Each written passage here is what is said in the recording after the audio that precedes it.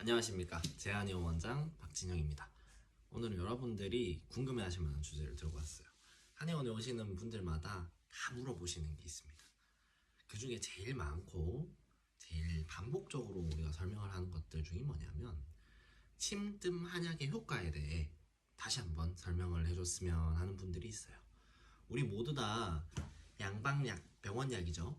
타이레놀, 타미플루 이런 약들의 효능 주치는 다 알고 있죠. 진통, 소염, 해열 이렇게 설명이 간단하게 되어 있는데 침이나 뜸, 한약 같은 경우에는 그 설명이 충분히 이루어지지 않은 것 같아요.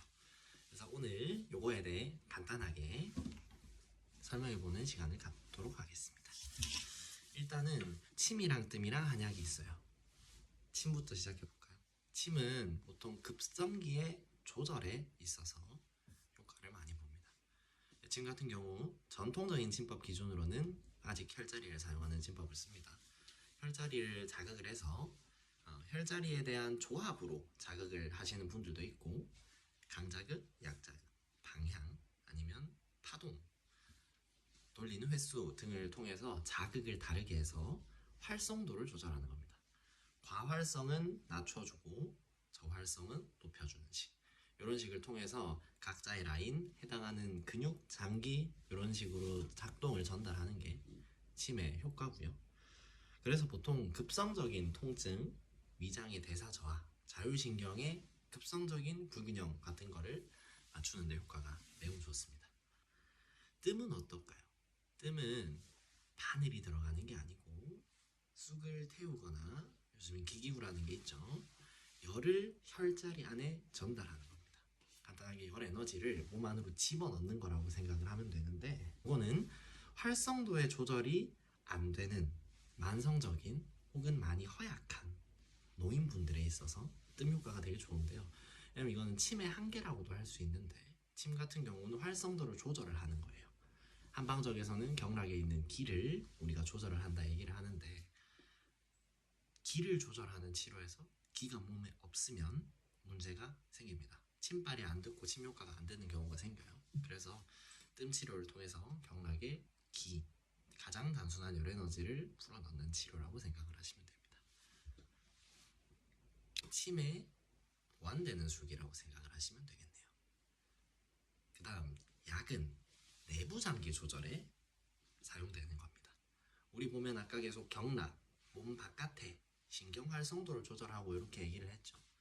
전부 다 몸 외부에서 내부로 신호를 전달해 주는 거예요. 어떻게 해달라, 어떤 효과를 내주세요, 이렇게 전달을 하는 건데 약 같은 경우에는 몸 내부부터 시작합니다.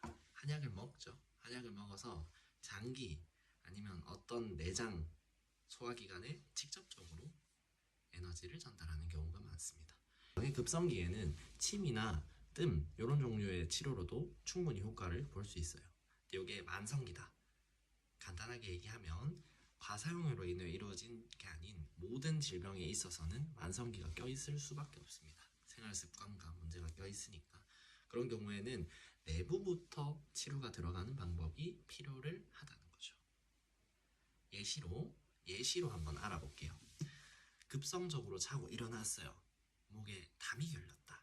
그러면 침 치료가 맞겠죠. 근데 내가 목이 아픈 지 오래됐어요. 오래돼서 이제 마사지도 잘 안 듣고 파스도 잘 안 듣고 이미 경락의 기가 빨릴 대로 빨렸다라고 하면 뜸을 뜨는 게 좋겠죠. 그리고 일반적인 과사용 외에 디스크, 거북목처럼 만성적인 영향이 껴있을 때는 내부적으로 치료를 시작하는 약이 같이 껴있는 게 무조건 필수적이라고 생각을 하시면 됩니다.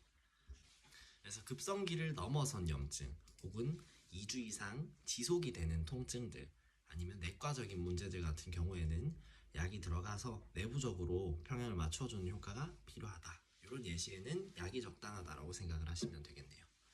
지금까지 얘기 드린 거는 침이랑 뜸 한약의 대표적인 효과들이고 요거의 예외들도 있습니다. 침 같은 경우에는 체질침, 사암침이라는 내과침들도 존재하고요. 이런 같은 경우엔 경락의 길을 특수한 방향으로 조절해서 내과적인 영향을 주는 친구들도 있고 한약 같은 경우도 우리가 교통사고 났을 때도 먹죠. 그런 것처럼 교통사고에 어혈이 껴있는 경우에는 한약이 급성기라도 들어가는 경우가 있습니다.